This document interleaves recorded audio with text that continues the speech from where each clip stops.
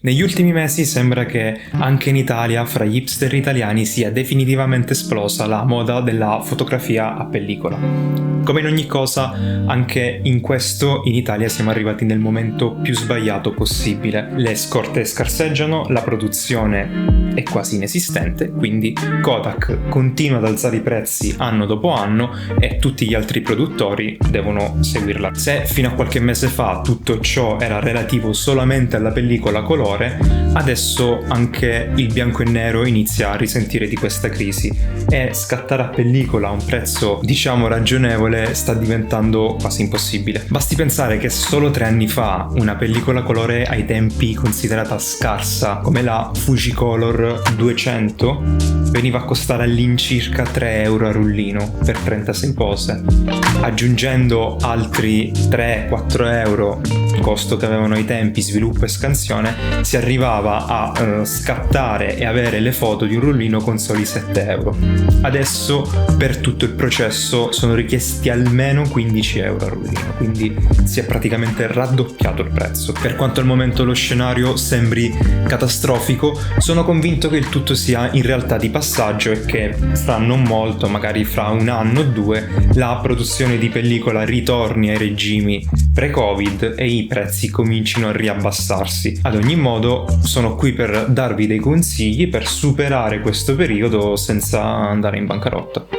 Metodo 1. VascoCam X. VascoCam è un'app molto popolare fra gli iPhone photographer, quindi generalmente chi scatta solo con l'iPhone, mentre sembra essere molto odiata da chi invece scatta solo a pellicola.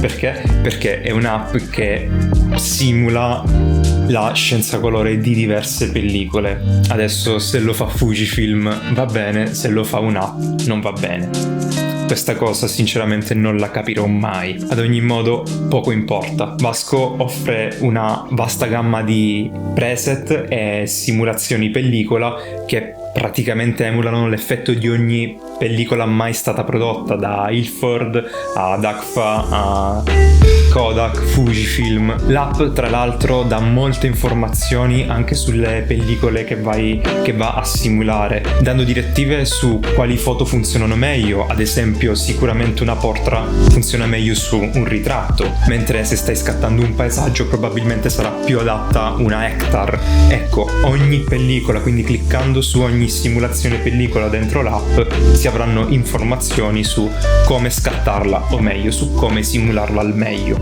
Oltre alle simulazioni in sé, l'app fornisce tutta una serie di strumenti di editing come editing contrasto, nitidezza, diffusione, alte luci, ombre, grana aggiuntiva. Ecco, è davvero completa sotto questo aspetto ed è secondo me la migliore per avere perlomeno un look pellicola. Quindi se state cercando semplicemente un look analogico, probabilmente Vasco è la soluzione migliore quando non potete scattare dell'effettiva pellicola. Il costo è tra l'altro bassissimo, si tratta di 30 euro l'anno per la versione Pro, l'avevo già detto in un altro video. Fra le opzioni a bassissimo costo credo sia quella da valutare di qui in assoluto.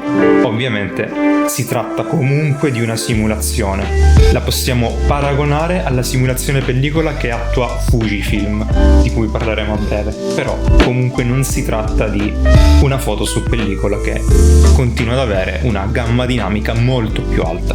2. Fotocamere CCD, un'altra opzione per chi cerca un look analogico o forse è meglio dire nostalgico a basso prezzo, a basso budget. Sicuramente sono le Digicam CCD. Le fotocamere CCD montano appunto sensori CCD che rispetto ai sensori più moderni CMOS hanno un aspetto molto più analogico, anche perché una parte di sensore continua ad essere analogica. Sono famosi per la resa cromatica molto accentuata e per il disturbo che è molto più simile alla grana rispetto a quello dei sensori CMOS, appunto. In generale danno un aspetto molto più film-like, molto più nostalgico. Nonostante ciò, i sensori CCD tendono ad avere una qualità dell'immagine migliore a parità di dimensioni. Tuttavia sono sempre stati più costosi da produrre e consumano molta più energia sinergia, motivo per il quale si è andati via via più verso camere con i nuovi sensori CMOS e il mondo della fotografia ha abbandonato i CCD. Il costo di una di queste fotocamere varia davvero tanto in base al modello, perché se ne trovano di tutti i tipi, si possono trovare addirittura regalate in alcuni casi sui vari marketplace, o arrivare anche addirittura a prezzi come 100-150 euro per modelli un po' più ricercati.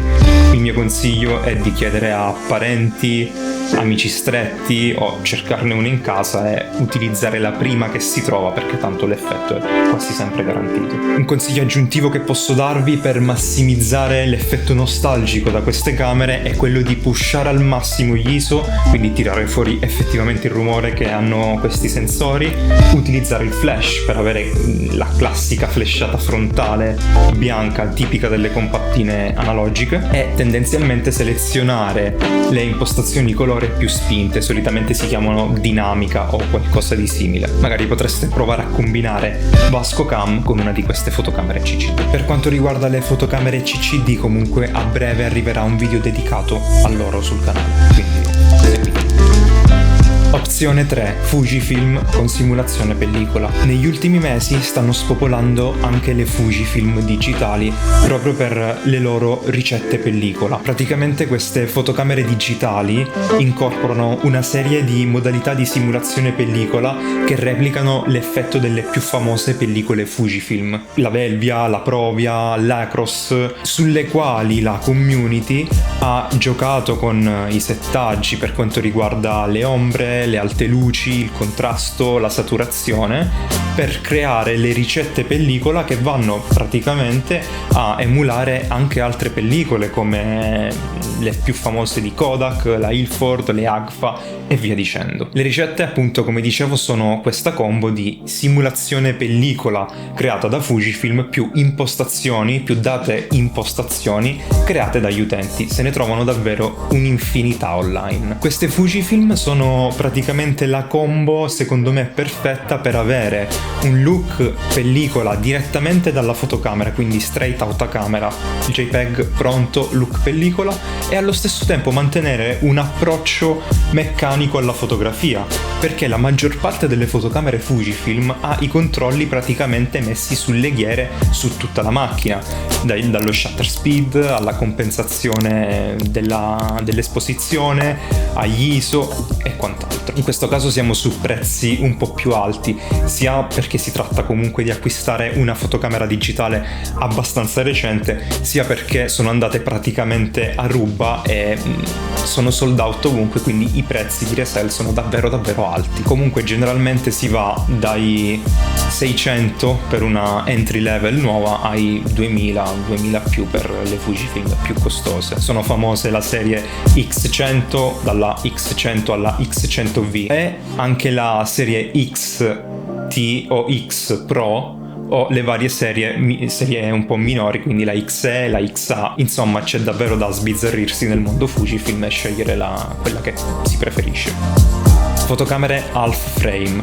Qui si tratta effettivamente di risparmiare sulla pellicola, quindi qui parliamo di fotocamere davvero a pellicola. Queste fotocamere utilizzano metà del formato 35 mm, quindi ti consentono di scattare il doppio dei frame sulla stessa identica pellicola, sullo stesso identico rullino. Il risultato quindi sono immagini piccole, la metà di una full frame, quindi di un frame 35 mm, e con il doppio della grana ovviamente, quindi le foto saranno molto più granose e molto più film-like. Il costo delle fotocamere mezzo formato varia davvero tanto, ma in genere si trovano su un intervallo medio-alto, si trovano usate tra i 60 e i 200 euro. Alcuni esempi includono la Olympus Pen, la Canon Demi o la Yashica Samurai, una fotocamera che ricorda tanto una camcorder digitale, ma in realtà è una fotocamera analogica. Oltre alla recentissima Kodak Ektar H35, creata da Kodak praticamente nel 2022, quindi una fotocamera recentissima. Si tratta purtroppo di una punta e scatta, quindi non si hanno impostazioni e i risultati sono un po' così. Comunque anche di questo arriverà una recensione a breve sul canale. Personalmente però vi consiglio di approcciarvi alla fotografia a mezzo formato proprio con la più recente Kodak. Non perché vi lascio il link in descrizione da Amazon e ci guadagno 2 euro nel caso in cui voi doveste mai acquistarla, ma perché doveste non trovarvi bene o dovesse succedere qualcosa, gode comunque della protezione acquisti di Amazon e per 2 anni avete la garanzia che tutto può essere risolto nel caso di guasti e quant'altro, o nel caso in cui non doveste proprio trovarvi potete comunque fare il resto entro 30 giorni.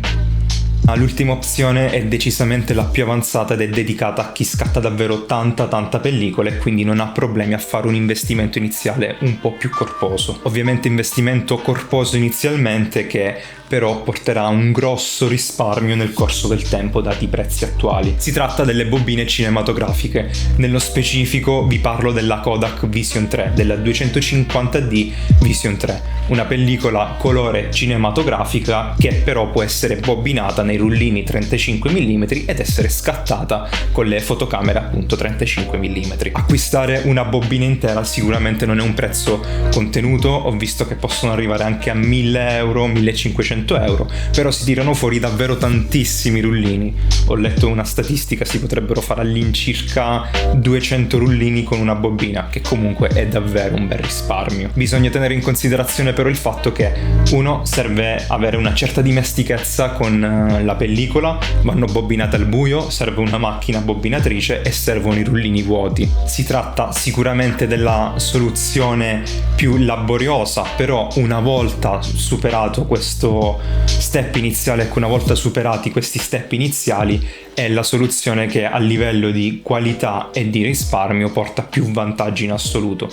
Bisogna anche considerare che la pellicola cinematografica non è pellicola fotografica e quindi non va sviluppata in C41, va sviluppata in ECN2, praticamente un processo chimico destinato al cinema, alla pellicola cinematografica appunto, che fa avere meno grana, più dettagli e colori davvero più fedeli e più lavorabili soprattutto in post-produzione. Quindi bisogna anche considerare di o doverla sviluppare da soli o cercare un laboratorio specializzato, o comunque in generale chiedere se a chi sviluppa di solito le nostre pellicole sia in grado di sviluppare anche la ECN2. Spero che le soluzioni che vi ho proposto vi aiutino a superare questo periodo di enorme crisi e niente, spero che il prossimo video parli davvero di pellicola. Intanto seguitemi sugli altri social, seguitemi qui su YouTube dove a quanto pare sto riuscendo a pubblicare contenuti molto più spesso, finalmente, e in particolare su Instagram, perché su Instagram, come vi ho detto recentemente, sto regalando una foto almeno ogni 2 giorni, ogni 3 giorni. La sto regalando sotto forma di NFT, quindi quella foto rimane vostra per sempre fino a che non decidete di rivenderla e ce l'avete a costo praticamente zero. Quindi seguitemi. Ciao!